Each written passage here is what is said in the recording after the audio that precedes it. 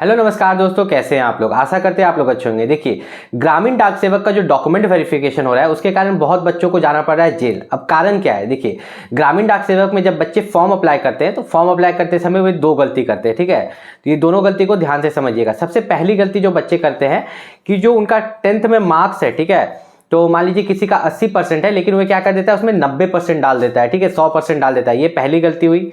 दूसरी गलती की अगर बात करें तो दूसरा जो फ्रॉड यहाँ पर चल रहा है, जो बच्चा यहाँ पर जनरल कैटेगरी से है वो ओबीसी एससी एसटी बन के फॉर्म भरता है कि मेरा कम कट ऑफ पर सिलेक्शन हो जाए, ठीक है। और तीसरी गलती जो बच्चे कर रहे हैं वो क्या है कि मान लीजिए कि आप ओबीसी कैटेगरी से है, एससी एसटी कैटेगरी से है या ईडब्ल्यूएस कैटेगरी से है, ठीक है। ग्रामीण डाक सेवक एक सेंट्रल लेवल जॉब है, लेकिन फॉर्म भरते समय आप क्या कर रहे हो कि कास्ट सर्टिफिकेट नहीं बनवा रहे हो, ठीक है। अपना जाति प्रमाण पत्र आप नहीं बनवा रहे हो। जब आप फॉर्म अप्लाई करते हो तो उस समय आपको अपना जाति प्रमाण पत्र बनवा लेना है, क्योंकि जब मेरिट लिस्ट में आपका नाम आता है तब आप जब जाते हैं वेरीफाई कराने के लिए तो आपको 10th का मार्कशीट, पासिंग सर्टिफिकेट, आपका जो फॉर्म अप्लाई किए थे वही लगता है। साथ ही साथ आपका जो है जाति प्रमाण पत्र भी लगता है, ठीक है, जिसको कास्ट सर्टिफिकेट बोलते हैं। और ये सेंट्रल लेवल वाला आपको बनाना पड़ता है। कास्ट सर्टिफिकेट की बात करें अगर, जाति प्रमाण पत्र जो ग्रामीण डाक सेवक में लगता है तो वे दो तरह का होता है, एक स्टेट लेवल, एक सेंट्रल लेवल, ठीक है। और हमारा जो जीडीएस में लगता है वो होता है सेंट्रल लेवल का, ठीक है।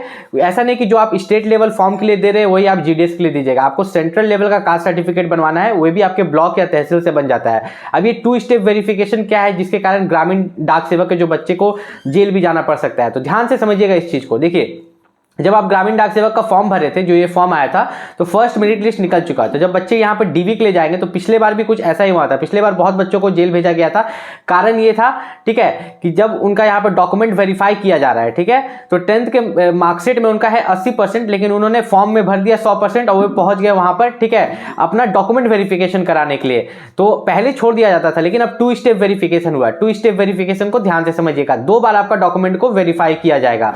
अब ये 2 बार वेरीफाई कैसे किया जाएगा? सबसे पहले जो आपका जॉब लगेगा जीडीएस में, ब्रांच पोस्ट मास्टर में या असिस्टेंट ब्रांच पोस्ट मास्टर में, तो जहां पर आपको एलोकेट किया जाएगा जिस पोस्ट ऑफिस में, ठीक है, जिस ब्रांच एरिया में, तो वहां का जो पोस्ट मास्टर होगा, ठीक है, तो वहां पर जो भी पोस्ट ऑफिस का हेड होगा तो वो आपका इंटरव्यू लेगा, आपका डॉक्यूमेंट्स चेक करेगा। एक तरह से आपका डीवी होता है, ठीक है, सभी डॉक्यूमेंट्स को चेक किया जाता है।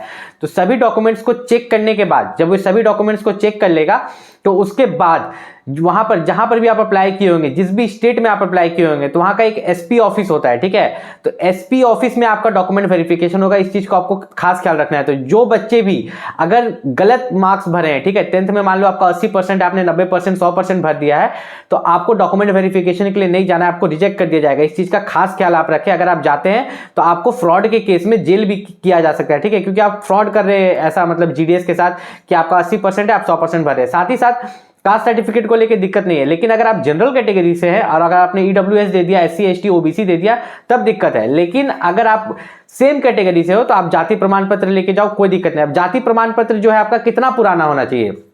तो आपका जाति प्रमाण पत्र अगर एससी एसटी का है तो 3 साल पुराना चलेगा, ठीक है। ओबीसी नॉन क्रीमी लेयर का जो है वे 1 साल मतलब करंट ईयर का होना चाहिए, ठीक है, अगर ओबीसी नॉन क्रीमी लेयर का। और अगर आपने जीडीएस में फॉर्म भरा है, आप सेकंड मेरिट लिस्ट की वेट करें, तो चैनल को जरूर सब्सक्राइब कर लीजिएगा। मिलते हैं अगले वीडियो में, तब तक के लिए नमस्कार।